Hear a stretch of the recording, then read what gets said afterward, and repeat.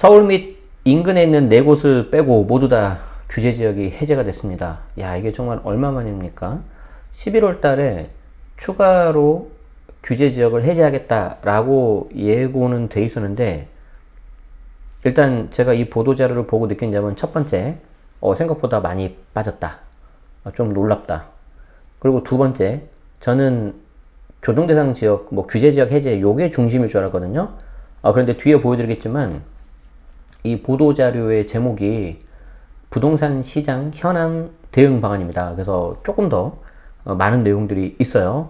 그래서 도대체 뭐가 있지? 라고 봤더니 제가 가장 눈에 띄는 거는, 물론 대출도 있고 여러 가지가 있었지만 제 기준에서 가장 눈에 띄는 거는 주임사 12월 달에 부활될 가능성이 있다. 저는 이게 가장 컸습니다. 그래서 중요한 거는 여러분들이 하셔야 되는 건 이거죠. 첫 번째, 여기 있는 내용을 이제 좀 정확하게 좀 보셔야 되고요.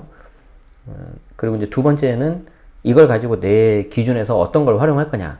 여러분들 입장에서는 지금 포지션이 다 다르실 거잖아요. 내 집 마련을 이제 막 하시려는 분도 계실 거고, 가지고 있었는데 처분하려고 하시는 분도 계실 거고, 다주택자인데 여기서 일부 처분 혹은 오히려 추가 매수, 아니면 그냥 난 아무것도 안 해 그냥 보고 있을 거야 라고 하시는 분도 계시고, 다 다를 거란 말이에요. 그래서 여러분들 입장에서 어떤 거를 내가 취사 선택을 해가지고 활용할 수 있을지, 그게 이제 굉장히 중요하겠죠. 자, 그래서 우리 이걸 어떻게 보는지 제가 좀 설명을 드릴 건데요.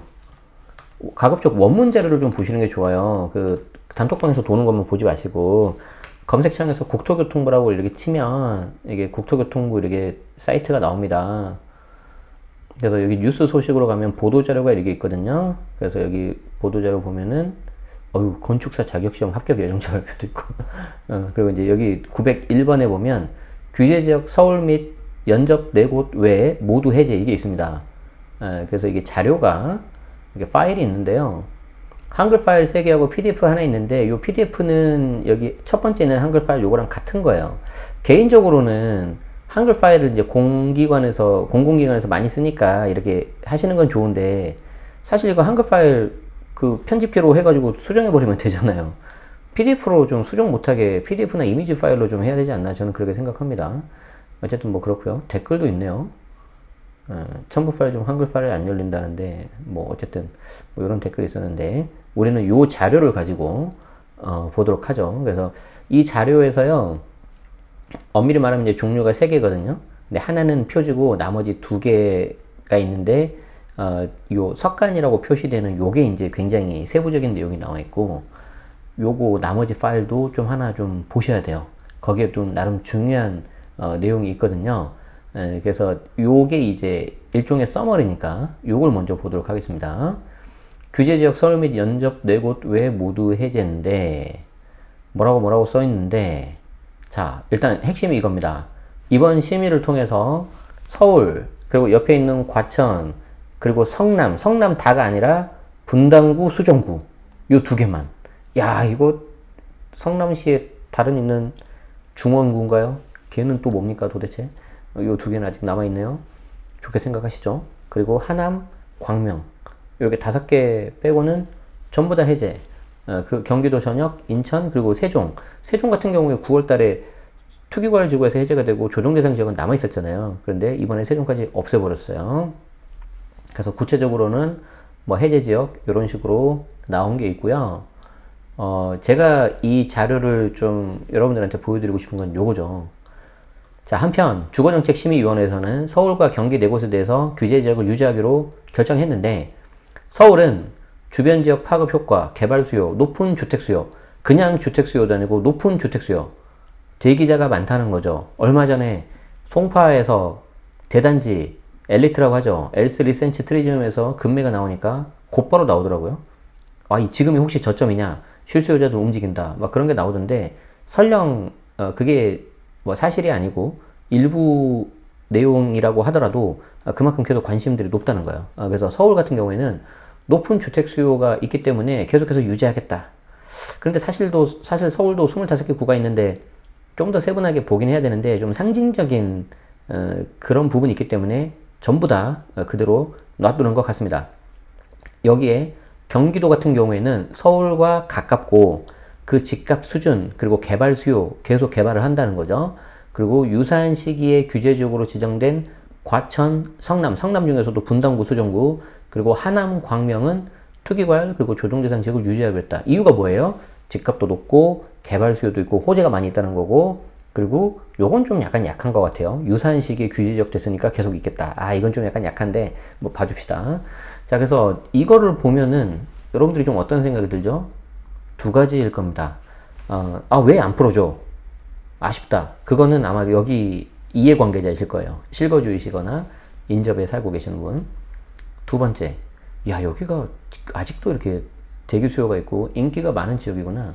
자 이거를 좀 여러분들이 그 지도를 통해서 좀 보시면 좋을 것 같아요. 제가 여기 매일경제에 있는 기사를 좀 가져왔는데 무슨 따로 이유가 있어서 가져온 게 아니고 이게 있더라고요. 지도가.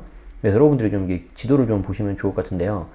11월 14일부터 풀립니다. 조금 이따 말씀드리겠지만. 그래서 안타깝게도 그럴 리는 없지만 뭐 어제 잔금을 치러서 취득을 해버렸다거나 뭐 오늘 취득했다 그러면 조금 아쉬워요. 조금 늦게 했으면은 뭐 비과세 거주요건도 좀 사라져버리고 괜찮았을 텐데. 자 그래서 여기 보면 서울 그리고 바로 붙어있는 과천 그리고 성남시 중에서 분당구, 수정구 그래서 여기 중원구만 좀 빠진 거 아닙니까? 그리고 옆에 있는 광명, 하남 이렇게 남아있다는 건데 현재 정부는 요걸 실질적인 서울이라고 본다는 거죠. 아니 그렇잖아요. 그래서 여러분들이 이걸 그냥 보시고 왜 하남, 광명은 내가 살고 있는데 안 빼준 거야? 서울도 아닌데 이렇게 생각하지 마시고 그냥 큰 의미에서 실질적인 서울인가 보다 라고 생각을 하시면 좋겠고요. 여기 지도에는 표시가 되어 있지 않지만 저는 어디가 좀 보이냐면 이게 실질적인 서울이라고 보자고 이렇게 큰 의미에서. 그러면 또 요 서울 실질적인 서울에 붙어있는 요런 녀석들 있죠. 요런데 어딜까 생각해보세요. 어딘지 저는 좀 한 두세 군데 보이더라고요. 그래서 그쪽 지역도 이제 가격 모니터링도 좀 해보고 좀 시세 변화가 어떻게 되는지 좀 봐야 되겠다. 가지고 얼마 전에 우리 정규 수강생 중에 제가 좀 생각하고 있는 것 중에 하나를 이제 금매로 일시주택 비과세를 받으려고 생각하신 분이 있었는데 차라리 그거 비과세 받지 마시고 나중에 1주택 비과세 받으세요.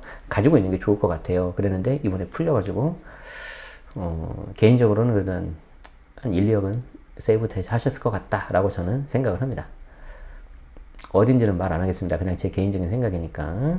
자, 그래서 이제 요게 이제 아주 간략하게 보여주는 건데 상세 내용을 좀 보도록 하죠. 부동산 시장 현황 요 이제 대응 방안 요건데요. 양이 이게 또 적지가 않아요. 그래서 우리는 어디를 볼 거냐면 뭐 기본 방향, 뭐 주변 배경이 나오겠죠. 뭐 정당성을, 당위성을 입증해야 되니까 패스할 거고 세부 추진 과제에 있어서 주택 공급 기반, 그리고 실수요자, 그리고 서민 중상층 부담 경감 이렇게 크게 세 가지가 있습니다. 요 세 가지에서 제가 관심 있는 거 2개 정도 좀 보도록 하겠습니다. 첫 번째가 이제 조정 대상 지역에서 해제가 되면 뭐가 될 거냐.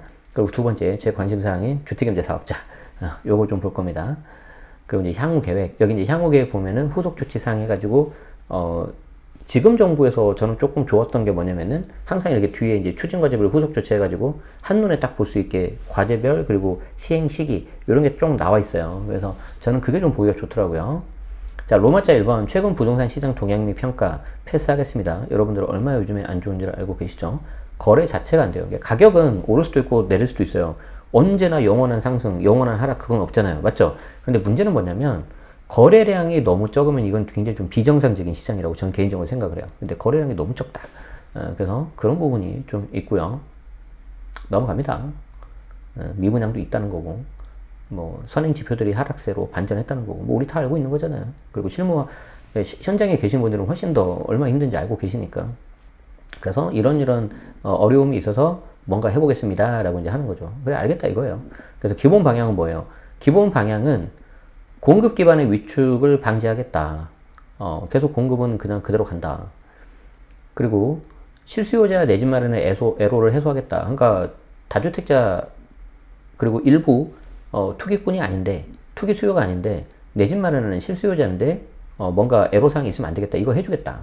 그리고 서민 중상층의 주거 부담을 경감시키겠다. 그래서 3트랙으로 대응하겠다. 굳이 뭐 영어를 안 써도 될 것 같은데. 그래서 이제 주택 공급기관 위축 방지를 위해서 PF 보증 지원 확대. 사실 요게 지금 분위기가 그렇지 않아도 얼어붙어 있는 심리에 더 이렇게 찬물을 찍은 그런 거였었죠. 그래서 요거는 좀 여러분들 개인하고 뭐 크게 이렇게 상관없을 것 같고요.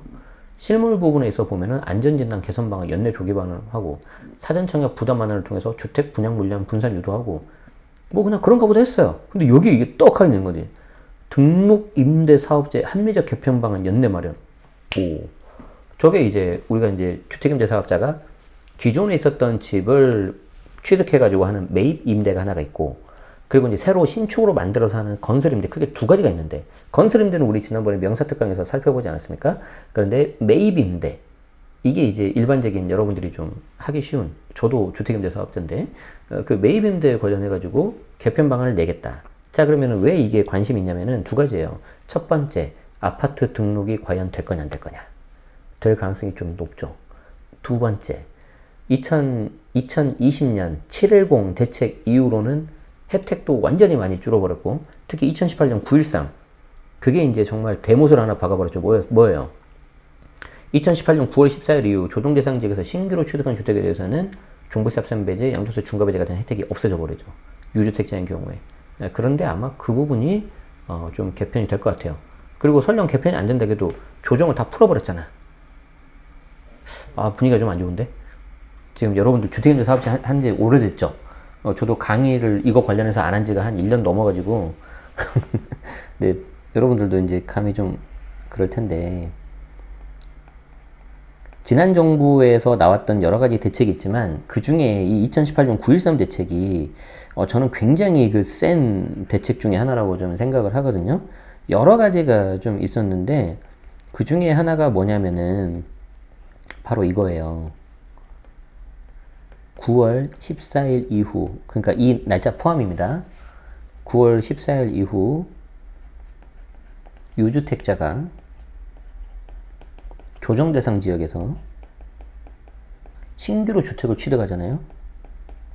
이게 그 전에 있었던 거 말고, 그러면은 얘가 제 아무리 날고 길고 요건을 다 갖춘다 하더라도요, 종부세 혜택 못 받고요,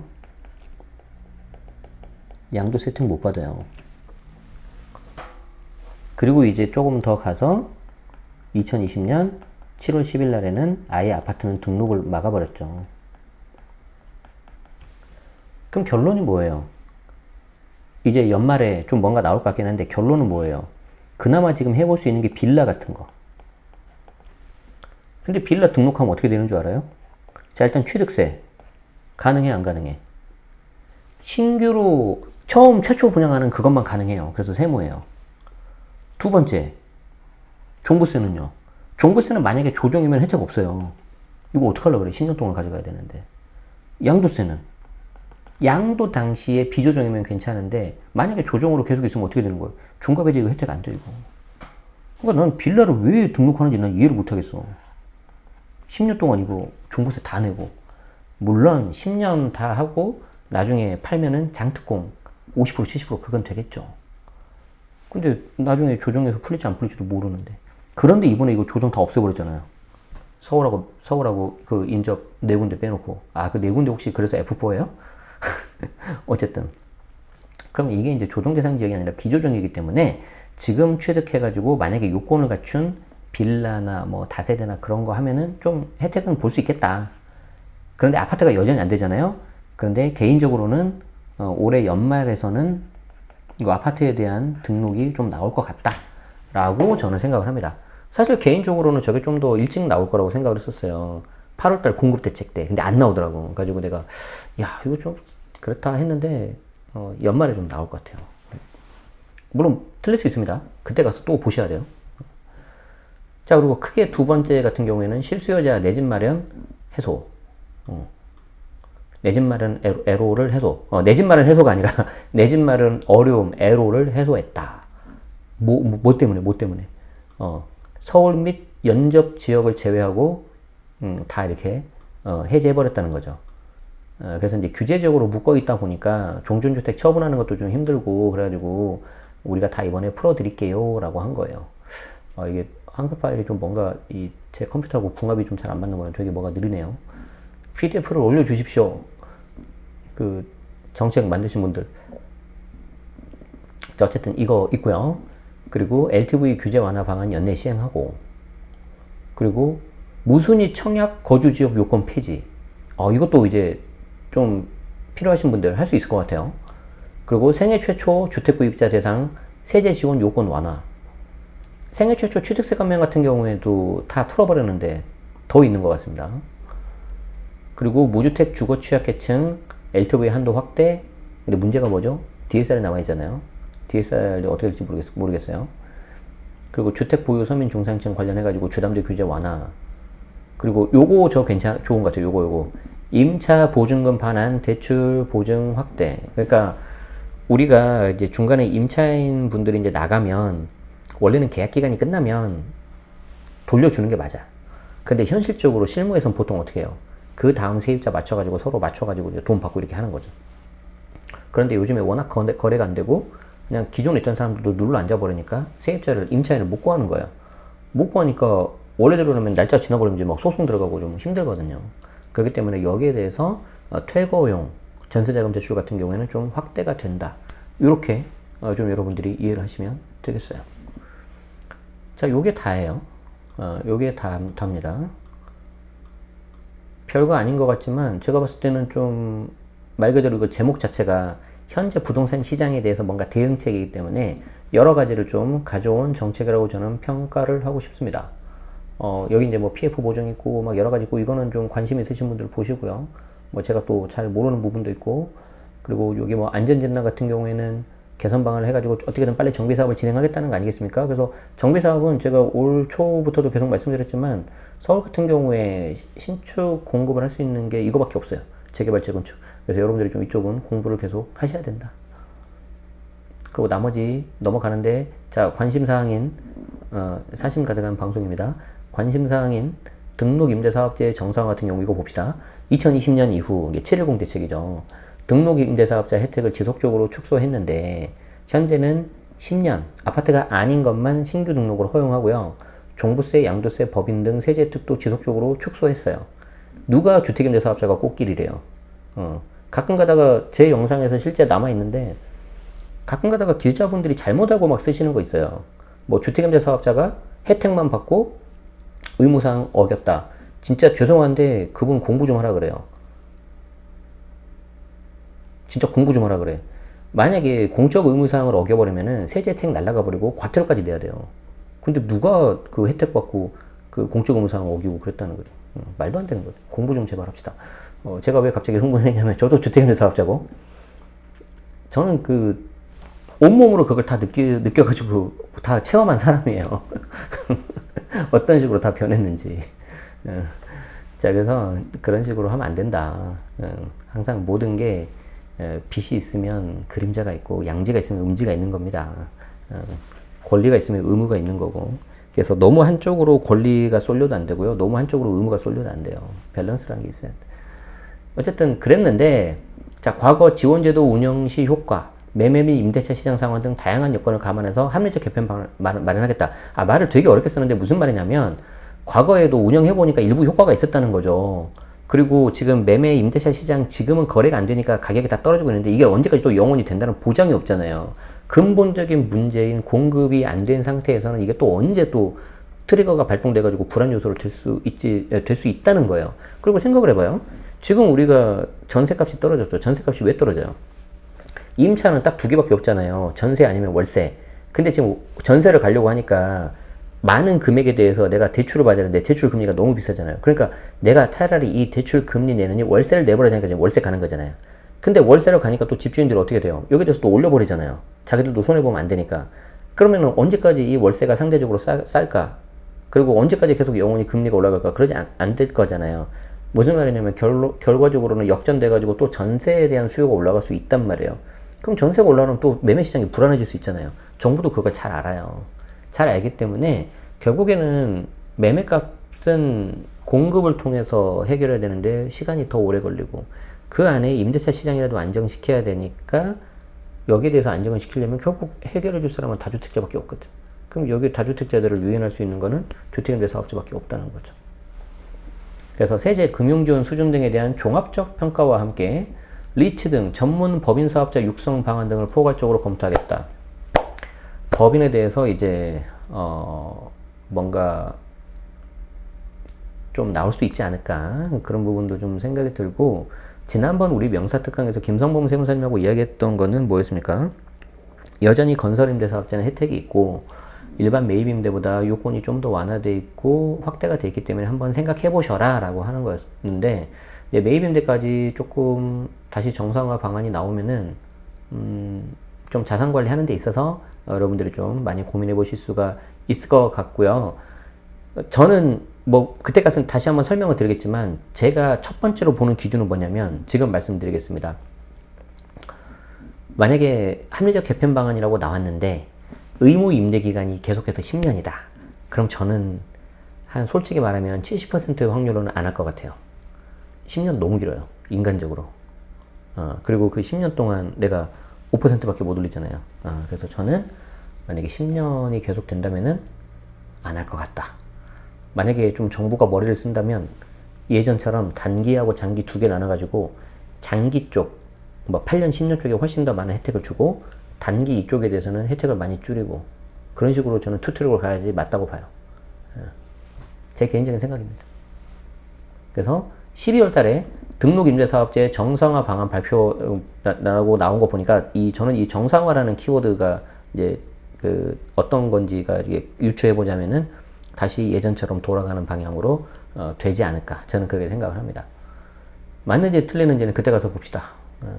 근데 뭐 맞고 틀리고가 뭐 중요해요? 중요한 거는 그때그때 나온 상황에 따라서 예측을 하고 대응하는 거죠.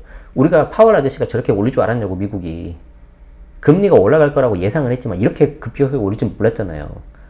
그래서 지금 다 지금 뭔가 계획이 어그러졌잖아요, 지금 우리가. 자, 그리고 이제 규제 정상화 관련해 가지고는 규제 지역 해제 이렇게 했고요. 여러분들이 이제 조심해야 되는 게 뭐냐면 요겁니다. 날짜가 10월 14일부터요. 지금 요게 좀 약간 되게 글자 크기가 좀 작게 나왔는데 10월 14일이에요. 11월 14일 죄송합니다. 10월이래. 11월 14일, 그러니까 다음 주 월요일이다. 다음 주 월요일. 다음 주 월요일 날부터 취득을 해야 내가 뭔가 혜택을 볼 수가 있다. 자, 그러면은 여기서 이제 여러 가지 문제가 이제 파생이 되거든요. 자, 예를 들어서 이번에 해제된 것 중에서 어디를 할까? 그래, 뭐 예전에 제가 수지 살았으니까 수지 할까? 수지? 아니야, 그 수지 밑에 있는 거 광교 할까? 광교? 광교 좋잖아요, 그렇죠? 자, 광교에 있는 아파트를 내가 이번에 금매가 나와서 하나 취득을 했습니다. 조정이에요, 비조정이에요? 여기서 이제 취득이 뭐예요? 여기서 취득이 잔금이잖아요, 잔금일. 자, 잔금을 쳐버렸으면은 이때는 조정이에요. 그러면 나는 어떻게 되는 거죠? 비과세 받으려면 무조건 2년 거주해야 돼, 안 해야 돼? 2년 거주해야죠. 그쵸? 나중에 이렇게 풀렸어요. 2년 거주 요건 없어져요? 어떻게 돼요? 끝까지 가죠. 끝까지 가죠. 여러분들이 요걸 이제 잘 아셔야 되는데, 요거는 제가 네이버 프리미엄 컨텐츠라고 있는데요. 여기 가면 여러 가지 채널이 있는데, 또 제가 영광스럽게도 여러분들이 많이 도와주셔가지고 탑10 안에 들어가 있고요. 부동산은 1위에 올라가 있습니다. 고맙습니다. 어쨌든 이제 여기에 가서 제 거 칼럼을 좀 하나만 좀 잠깐 볼게요. 이게 유료라서 다 오픈하면 안 되고, 이게 제가 이제 지난 9월달에 쓴 거예요. 규제적 해제 나오자마자 이제 바로 쓴 건데, 어차피 지역만 다르지 이번에 해제된 게 같으니까 한번 보자고요. 조정대상 지역 여부가 되게 중요한데, 조정대상 지역을 많이 풀어버렸잖아요. 그래서 조정대상 지역을 이렇게 풀어버리면은 특히 부동산 세제 관련해가지고 여러 가지가 풀려요. 그래서 오늘 뭐 이걸 다 할 수는 없는데 이런 거죠. 자, 조정대상 지역이 해제가 됐어요. 그리고 나서 내가 이걸 사요. 그러면은 취득 당시 비조정이기 때문에 얘는 보유만 하면 비과세가 돼요. 그런데 반대로 내가 전에 조정일 때 내가 취득을 했어. 그리고 나서 다음 주 월요일 날 11월 14일 날 뭐 수지, 광교 이런 데가 이제 풀린단 말이에요. 그럼 어떻게 되는 거예요? 미안하지만 이때 11월 14일 날 풀리긴 하지만 내가 취득할 당시에는 조정이기 때문에 내가 비과세 받으려면 무조건 들어가 살아야 돼요. 무조건 들어가 살아야 돼요. 이거는 끝까지 가는 거예요. 저 거주 요건을 피할 수 있는 게 딱 하나가 있죠. 뭐가 있죠? 그렇죠. 우리 빈동자님이 말씀하신 상생임대인. 상생임대 주택으로 하는 거 외에는 방법이 없어요. 현재로서는. 그래서 내가 취득을 하고 직전 임대차 계약을 1년 6개월 하고 최소 그리고 나서 5%만 올려서 상생 임대차 계약을 맺으면은 거주 요건 없이도 조정대상 지역, 취득상시 조정대상 지역이라 하더라도 비과세를 받을 수 있습니다. 이게 좀 많이 여러분들이 헷갈리시나 봐요. 오늘도 제가 질문 받았고요. 어제도 제가 질문 받았어요. 아니 내가 취득상시 조정이었는데 이거 해제가 되면 소급해가지고 거주 요건 왜 안 없어지냐? 지금 그런 건 없어요. 그거는 좀 죄송하지만 여러분들 약간 희망사항이죠.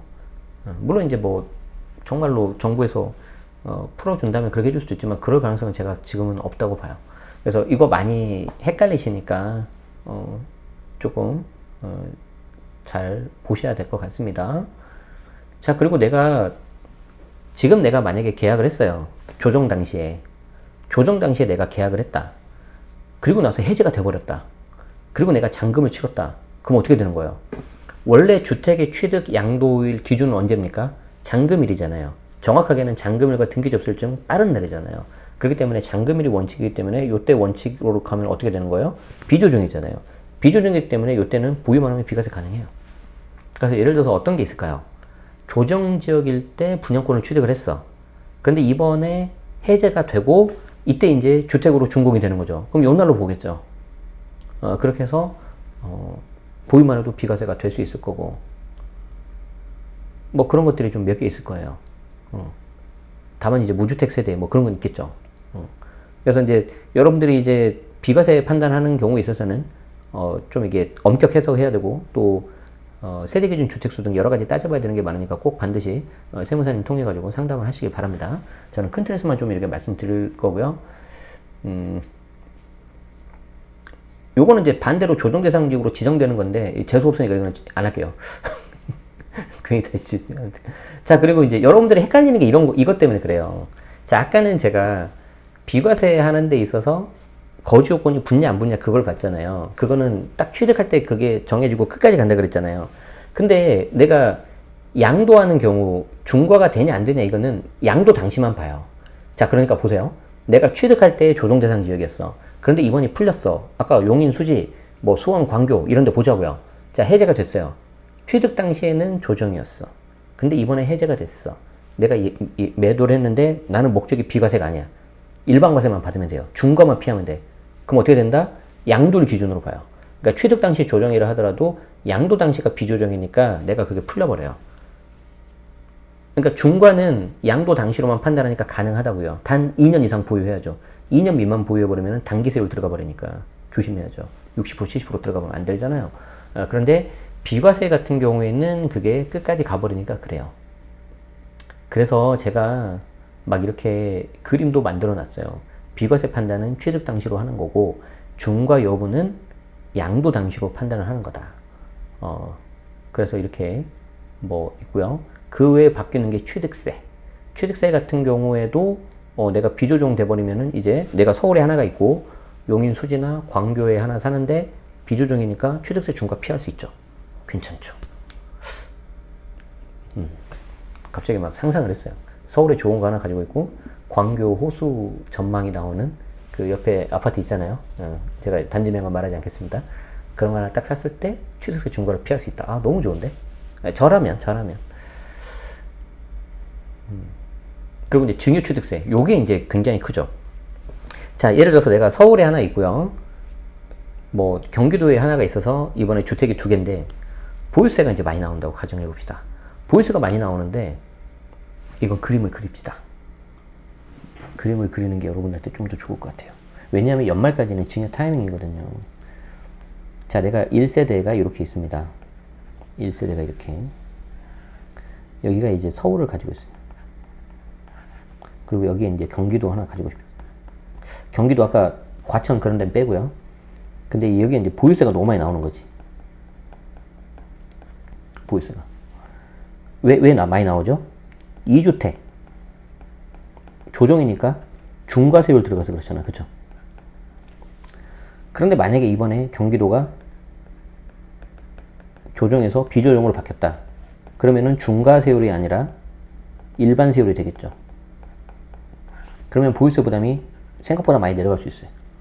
보유세가. 자, 일단 여기서 땡큐. 첫 번째 땡큐. 자, 그 다음 두 번째. 자, 이참에 여기 경기도에 있는 요거, 예를 들어 뭐 수지, 광교, 요런 거를 증여를 하자. 증여를 하자. 자, 왜 이때가 증여 타이밍이냐면은 조정이고 공시가 3억이 이상인 경우에는 증여취득세가 무려 12%가 나오는데 조정이 없어져 버렸잖아. 그렇기 때문에 원래 취득세율인 3.5로 가죠. 뭐 3.8 이렇게 해서 4.0 이렇게 되긴 되는데 이것만 해도 어이구야 10억짜리 집이면 거의 한 8%니까 한 8천만 원 엄청 세이브 되는 거죠. 그러면 차라리 이때 증여취득세 줄여서 증여할 수도 있고 아니면은 제 채널을 많이 보셨다면은 부담부 증여를 할 수도 있겠죠. 그래서 생각보다 할 수 있는 게 많다. 그래서 그 내용이 있으니까 이게 유료이긴 한데 제가 한 달에 하나는 여러분들 공짜로 보게 해놨어요. 그러니까 보시고요. 또 첫 번째 달 공짜도 있으니까 쿠폰도 있으니까 한번 보세요. 필요하신 분은. 그래서 이제 봤는데 괜찮으면 계속 보시고 별로면 해지하시면 되죠. 그럼 공짜로 보는 거죠. 자, 그래서 그 내용이 여기 있습니다. 그래서 사실 저는 오늘 아침만 하더라도 뭐야 조정대상 지역 해제된 거 얼마 전에 9월달에도 이렇게 했었고 방송도 하고 그랬으니까 뭐 그냥 좀 느긋하게 있었는데 갑자기 자료 원문을 보고 좀 보니까 주임사도 있고 대출도 좀 이렇게 되고 물론 이제 대출은 DSR이 남아 있어서 좀 그렇긴 한데 그리고 이제 청약 같은 경우에 뭐 거주요건도 좀 없애버리고 그래서 이 조정에서 거주요건 그런 거 아니에요. 또 착각하시면 안 돼요. 그래서 이게 정부가 지금 상황을 좀 많이 면밀하게 봤구나라는 생각이 들면서 동시에 어떤 생각이 들었냐면 그만큼 지금 상황이 좋지 않구나. 또 일종의 그게 반증이기도 해요. 그래서 여러분들한테 좀 당부드리고 싶은 거는 예전처럼 규제 지역이 막 해제되고 좀 뭔가 풀리고 하니까 뭔가 막 이렇게 심리가 곧바로 살아나거나 그러진 않을 것 같다. 무엇보다도 내가 현금이 많이 있으면 모르는데 그 돈 가지고 안 되고 대부분은 안 되고 대출 레버리지를 받아야 되기 때문에 그 금리 인상에 대한 뭔가 대비책 감당할 수 있는 수준 그게 아니시라면은 조금 천천히 하셔도 되지 않을까 그리고 좀 더 보수적으로 하셔도 되지 않을까 저는 그 생각이 들었습니다. 그래서 오늘은 요 정도 좀 말씀을 드리고요. 여기 이제 뒤에 이렇게 보면은 이렇게 되는 거죠. 여기 이제 추진 과제별 있습니다. 그래서 PF 대출 보증기간은 내년 2월 뭐 이건 금융 쪽은 뭐 넘어가도록 하고요.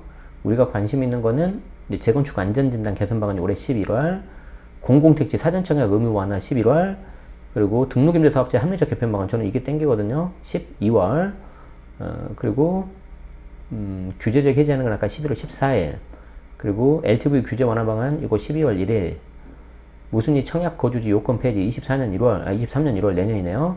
생애 최초 취득세 감면 세제준 요건 완화 이거 내년 초네. 여기서 또 뭐가 바뀌지? 다 이미 풀린 걸로 알고 있는데.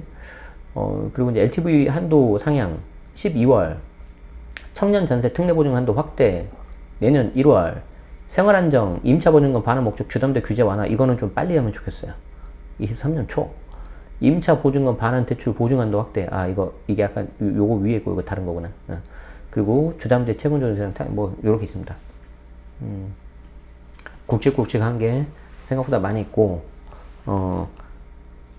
요게 이제 현재 분위기가 그래도 좋은 건 아니기 때문에 그 악재를 요게 만약에 곧바로 회복을 하거나 그러진 않는다고 보는데 어느 정도 영향을 미칠지는 좀 봐야 될 것 같습니다.